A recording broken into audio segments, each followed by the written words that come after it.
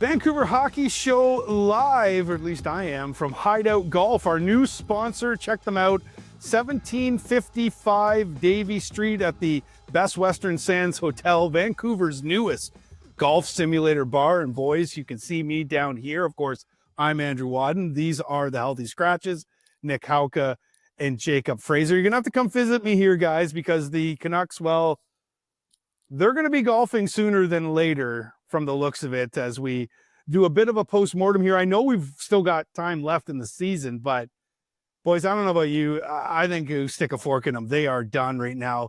6 points back of the last wild card as we record this, and not looking good for the Canucks in terms of the schedule that they have remaining. It's not even just that, though. It's just the way the St. Louis Blues have been playing. Winners of 9 straight, red hot, going in at the right time are the Blues. But guys, I mean, I know we can do this show in a couple weeks now when it's officially done, but I just got to say right off the hop, what a disappointment this season has been for the Vancouver Canucks. When you consider what happened last year, considering the fact that they were able to win the division, everybody thought going into the season, including the three of us, that they were going to be a lock for the postseason. And here we are, with 7, 8 games remaining, whatever it is for the Canucks. And they're done. They're literally done. Yeah, I think, as Rihanna said, go on and take a bow. I think the Vancouver Canucks can do that coming up here.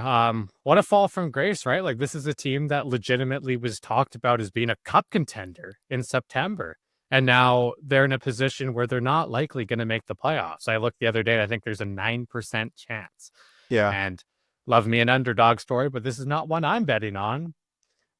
Just kind of a wild ride. The JT Miller debacle, the Thatcher Demko injury, coming back, getting hurt again. Just nothing has gone right for this team.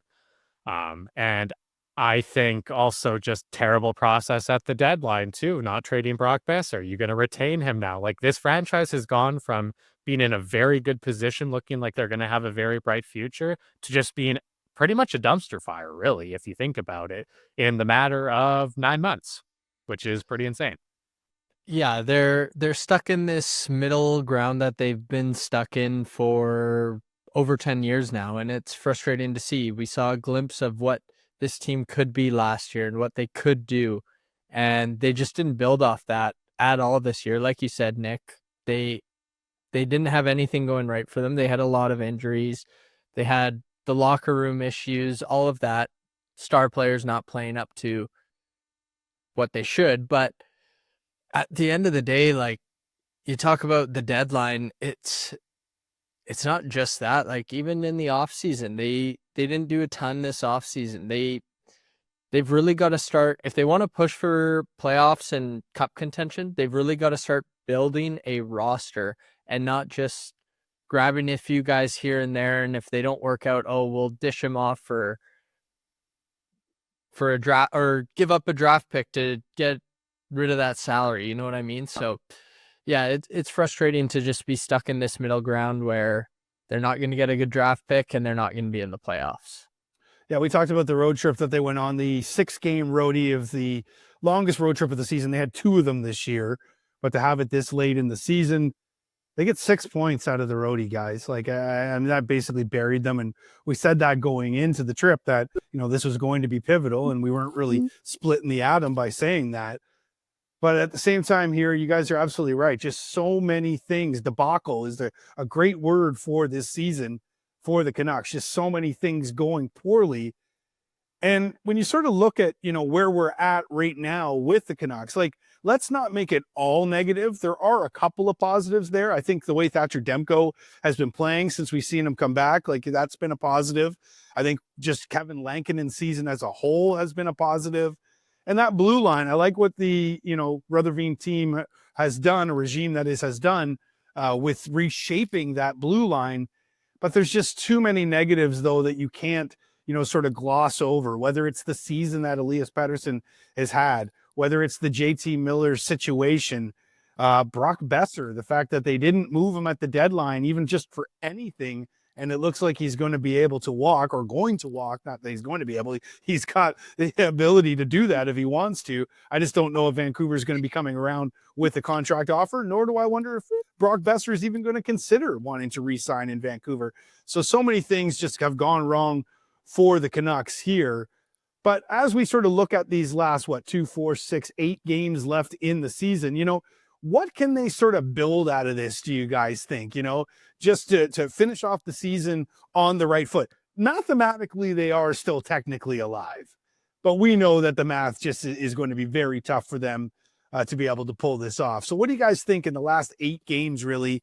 I know some guys are going to be vying for, jobs next year, whether it's Derek Forbert or some of these young guys want to prove to the coaching staff that, they should be in the mix next year. Is that what they have to play for right now? Or do you think that perhaps, they have thrown in the towel?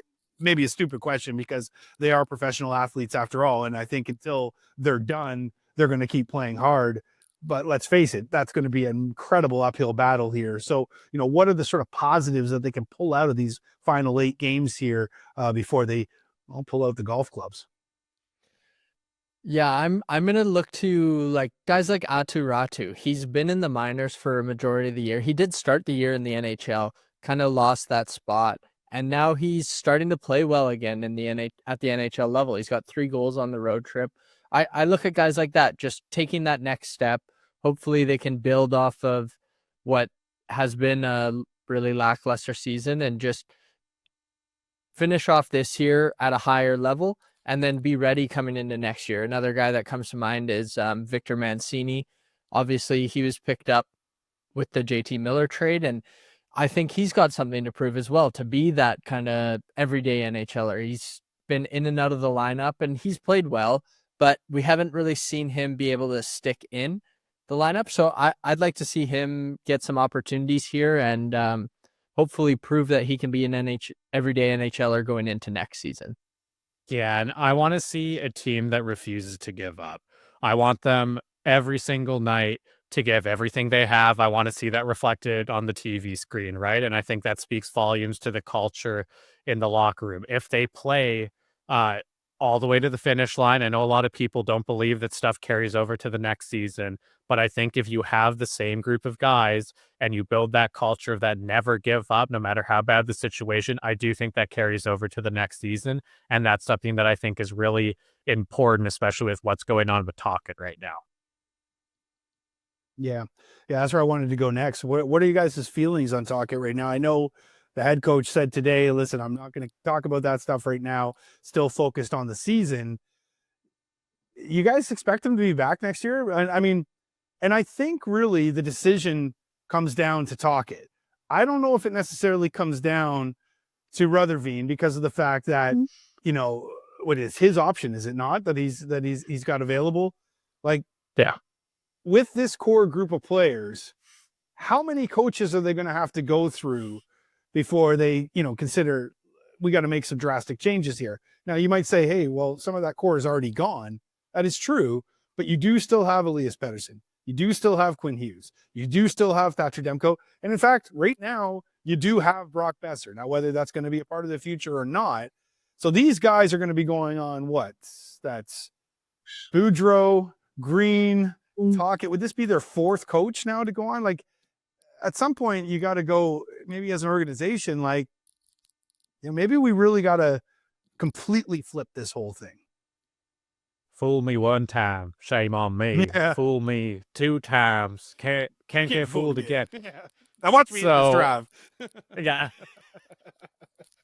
I love it. I love Our it. enemies are invasive and dangerous. Yeah, so yeah, I think once you hit number 4, maybe the players are the problem, right? Or the roster isn't correctly built, right? That could be something from up above as well. I think this team does look a lot different than the start of the year, obviously, right? Obviously, JT Miller's gone. I think this defensive core has gotten pretty solid to really good, actually. They just need to improve the forward group.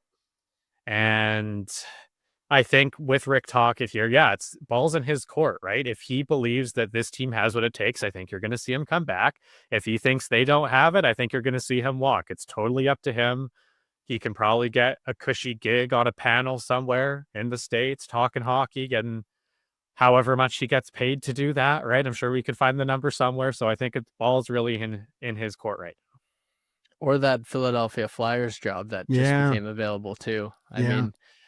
mean, when that became available, I kind of had the thought maybe he's not coming back to Vancouver. I think just the way that he has dealt with the media at times in interviews and stuff, I can see him being a bit tired of the size of the market here in Vancouver. While Philly, though, it would be Philly. That's true.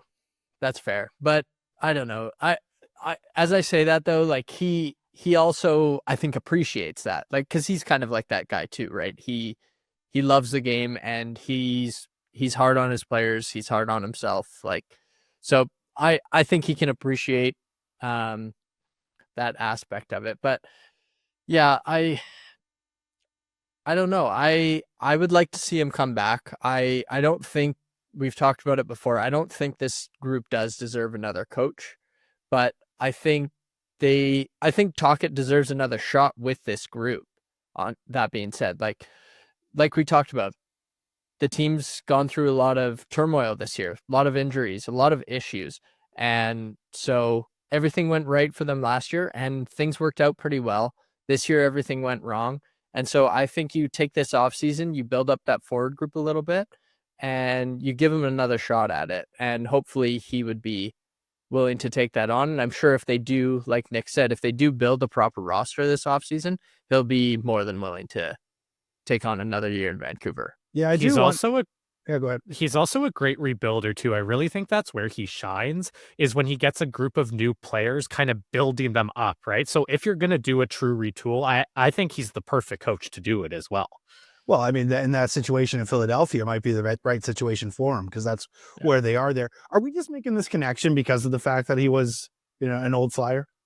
Yes. Okay. Fair enough. Fair enough. Do you guys think he should come back? Yeah, I do. Like, I think he's earned the right to come back. Yeah. I think if you put any coach into this situation that he was in this year, I think it's going to be pretty tough sledding to succeed. And the fact that at most points during this year, it actually looked like the Canucks were going to make it through to the playoffs, right? I think that does speak volumes about how he is as a coaching staff. And, he does certain things that I don't agree with. But I think at the end of the day, he's a really good coach. He really is. They play with great structure. It might be boring to watch at times, minus that Columbus game. That was fun to see some firework and hockey. It almost felt like Bruce was back in the building a little bit, but they play with great structure, and they don't lose games as a team because they're unstructured most of the time. So I think he's doing his job. So I think he deserves to come back. Yeah, I would agree. Like you said, they do play with a lot of good structure, and I like the way they play defensively. Sometimes they do let up a little bit or try to take a step back offensively when they get a lead, which isn't the best way to protect a lead, in my opinion. But yeah, I mean, you can talk about the lack of shooting, the lack of scoring this team's had this year. I don't think that's all on Tocchet personally. I think that's a lot of the team too. Like we saw Elias Pettersson just unwilling to shoot the puck at many points this year. Like that's not Rick Tocchet telling him don't shoot the puck. If Rick Tocchet's telling Pettersson not to shoot the puck, then maybe he shouldn't come back. But I can guarantee that's not the case. Like, so yeah, I think he definitely should be back here in Vancouver and get another shot at going on a playoff run with a team that's built properly in the offseason. Okay, we keep talking about building properly. Does that include Elias Pettersson then? Or would he be best to use it as a chip to be able to improve this roster? When I'm referring to it, I'm including Elias Pettersson as part of the group just because I don't think you're going to get equal value for what he can be.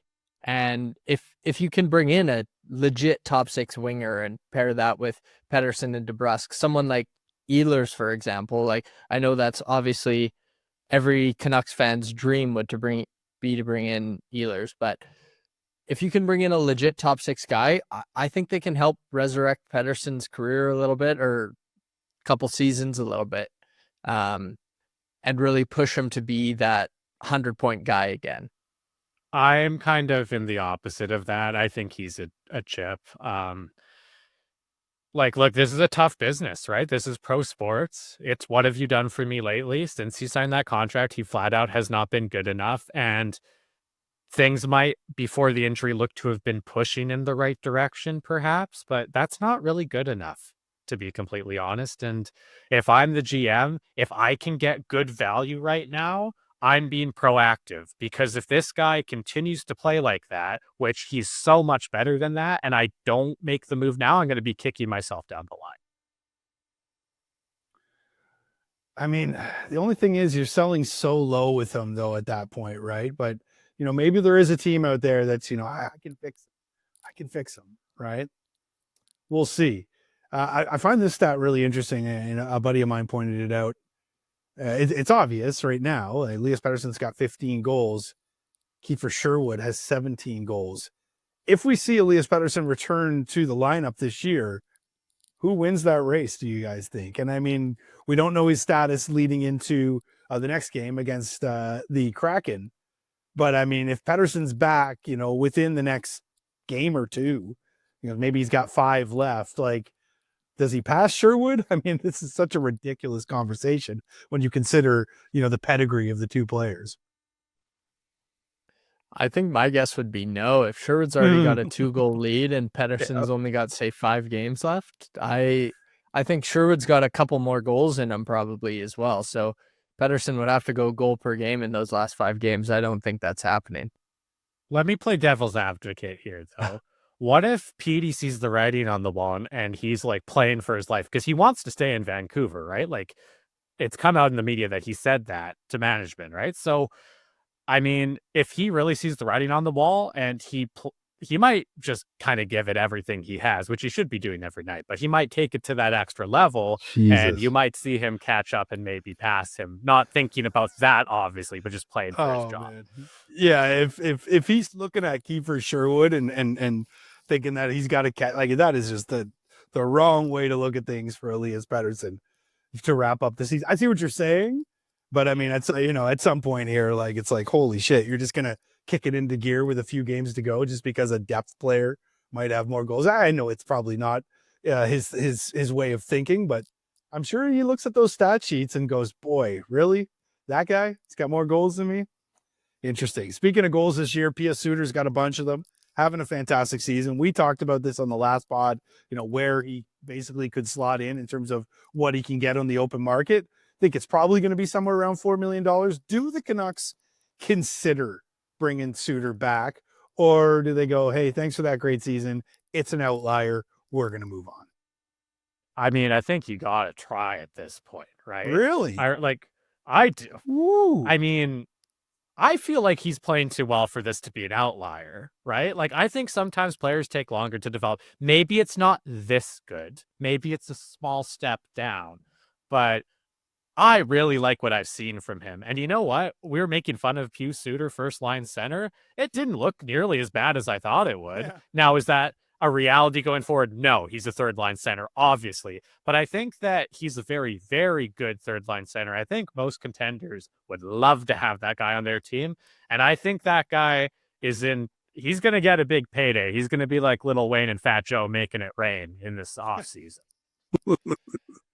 Yeah, I mean, you talk about him being a third line center. The nice thing about him as well is that he can slot into the top 6 on the wing too when injuries arise and things like that. So, I mean, I think it would be a bit stupid of management not to consider re-signing him. But I think if that price point comes at above $4 million, that might be a little bit too expensive to give him that just based off of the 1 year. So I would probably let him walk at that point. But yeah, I mean, they definitely should be considering it and should be looking at maybe somewhere around $3.75 to $4 million if they can.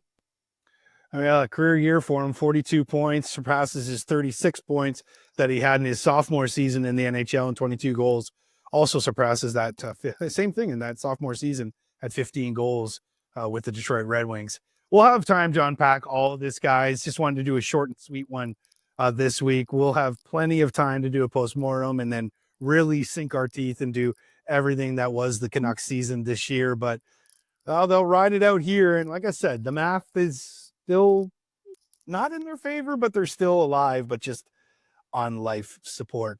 Hey, check out Hideout Golf. Is going to be opening soon at the Best Western Sands Hotel at 1755 Davie Street, downtown Vancouver. You can play the Sims because, hey, you're not going to be watching Canucks playoff hockey. Might as well come down here, hit some balls, play these fantastic simulators that they've got behind me. For the Healthy Scratches, Jake and Nick, I'm Andrew Wadden. Thanks for listening, everyone.